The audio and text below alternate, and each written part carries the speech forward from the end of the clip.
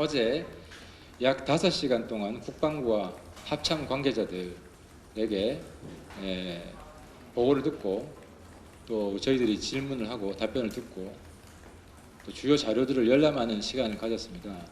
열람한 자료는 국방부에서 제가 지금 나눠드린 걸 메인으로 할 거고 제가 좀 추가 발언을 할 겁니다.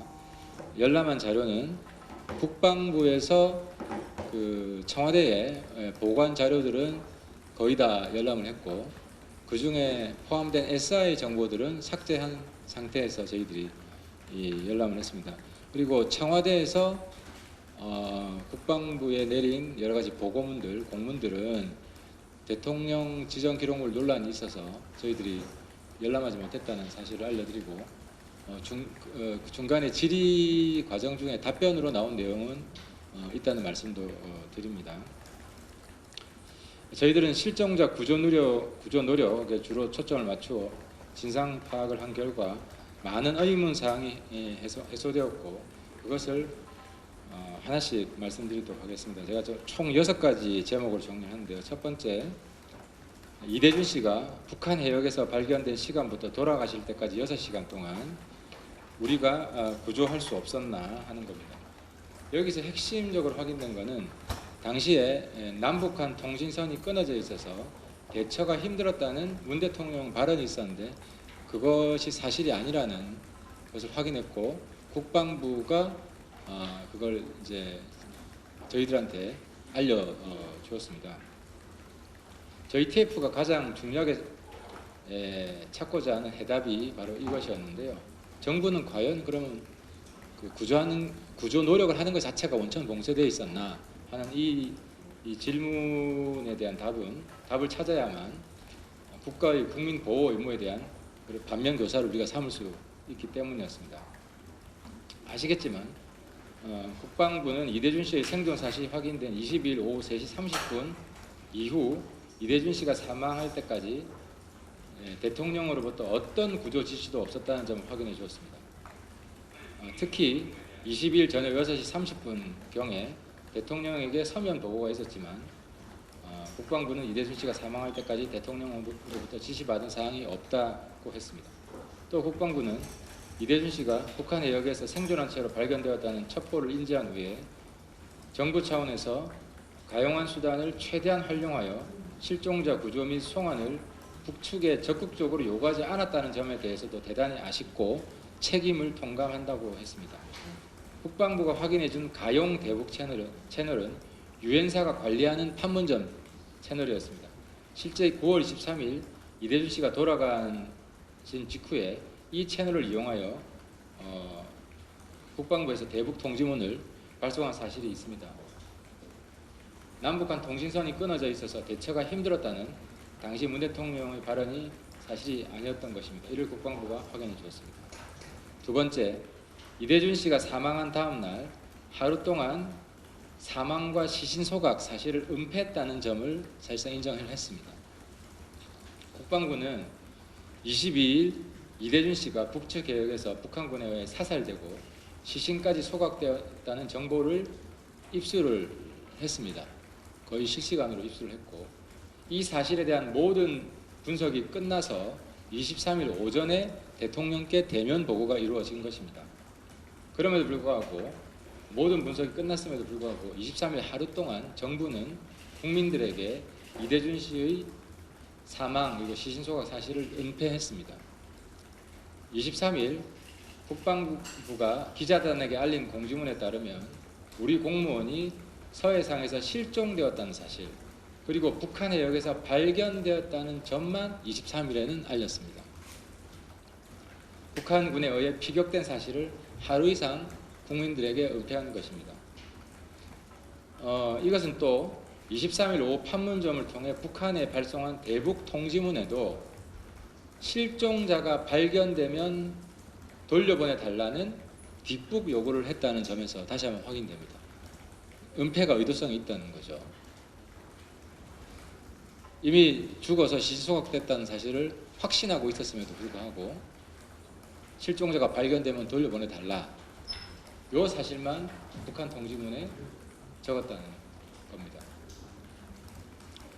세 번째, 국방부의 수색 활동의 문제점을 확인했습니다. 그 문제점은 사망 시신 소각 전보다 그 후에 더 많은 수색 병력이 투입되는 총극이 벌어졌다는 것입니다.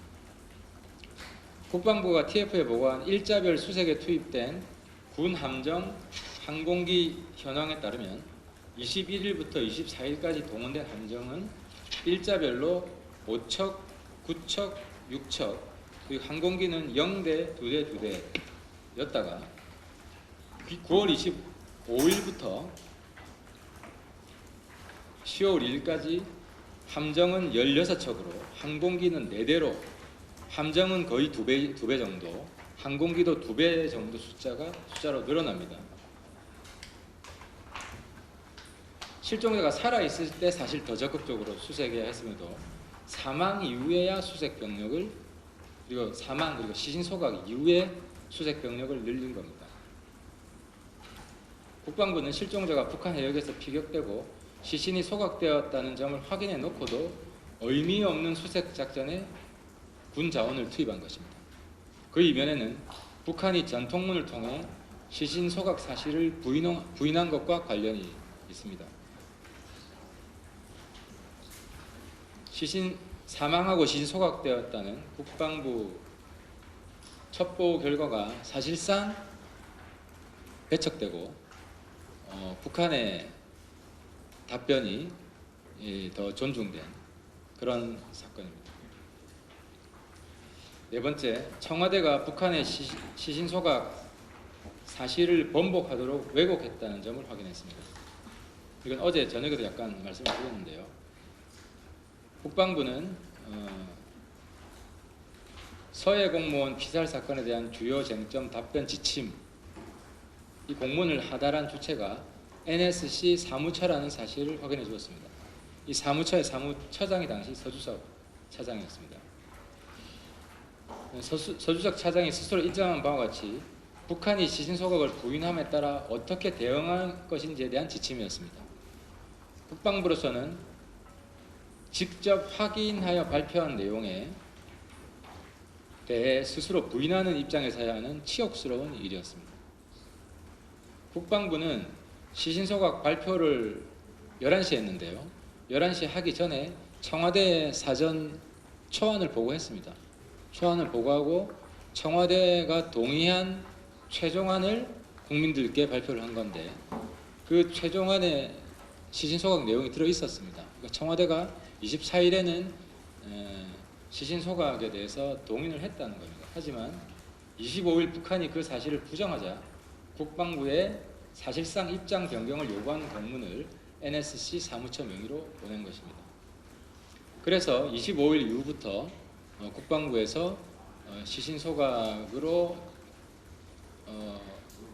확인했다는 것을 추정한다는 것으로 바꾸었고 비공개 회의에서는 시신 소각이 아닌 것 같다는 이런 이야기까지 나오기도 했습니다. 급기야 사건 한 달 후에 서욱 국방부 장관은 국회 법사위 국정감사장에서 시신 소각 문제에 대해서 국민들께 혼선을 드렸다고 사과하는 해프닝까지 있었습니다. 그리고 유엔에 자료를 전달할 때도 처음에는 시신 소각이 맞다는 입장을 보냈다가 다시 취소하는 총극을 벌인 것입니다. 국제사회에서 대한민국의 신뢰도가 한없이 추락한 사건입니다. 다섯 번째, 우리 정부가 월북몰이를 했다는 단서를 확보했습니다. 7시간 동안 북한 통신 보고 내용 중 월북이라는 단어는 딱 한 문장에 한 단어만 등장하고 그 전후에 월북 관련 내용이 전혀 없었다고 합니다. 22일 합참이 청와대 위기관리센터에 보고한 최초 보고서는 저희들이 직접 눈으로 열람을 했습니다. 그 보고서에는 이 22일 저녁 시간에 청와대 위기관리센터에 보낸 상황 보고서인데요. 그 보고서에는 월북 가능성이 낮다고 평가한다고 적혀 있습니다. 그 이유를 들은 것은 당시 실종 시간대가 당시에는 21일 오전 4시에서 11시로 추정했는데 이 시간대의 조류 방향이 북에서 남으로 흐르는 방향이었고 또 당시가 어선 성어기, 어선 조업기여서 주변에 어선들이 많다. 그래서 새벽 4시 이후에 떨어졌으면, 그러니까 떨어진 시간이 4시부터 11시면 오전이잖아요. 그럼 주변 배들이 많이 볼 건데 이제 월북을 비밀리에 감행하기는 적절하지 않은 그런 상황이었던 거예요. 근데 이것이 23일 2회의 청와대 관계장관 대책회의를 거치고 난 후 23일 새벽 1시 그리고 오전 10시 두 차례에 걸쳐서 청와대 관계장관 대책회의가 열립니다. 이 관계장관 대책회의를 거치고 난 후 24일 오전부터 국방부 보고서가 확 바뀝니다. 월북으로 판단된다는 입장으로 바뀌고 월북을 전제하고 보고서를 쓰기 시작합니다. 이 23일 날, 특히 그러니까 22일과 24일 사이니까 23일 날 청와대에서 무슨 일이 있었던 것입니다. 국방부가 입장을 바꾸게 된. 그 때문에 대통령 기록물을 확인해야 된다는 것입니다. 이는 법원에서도 이미 확정 판결된 사안입니다. 이 당시에 대통령 기록물을 공개하라는 것은. 그리고 저희들은 대통령 기록물이 공개되기 전이라도 가능한 방법을 동원해서 22일과 24일 사이 퍼즐을 맞추기 위한 노력을 계속할 것입니다. 지금까지 월북의 가장 확실한 근거로 거론된 것이 바로 군의 SI 정보였습니다.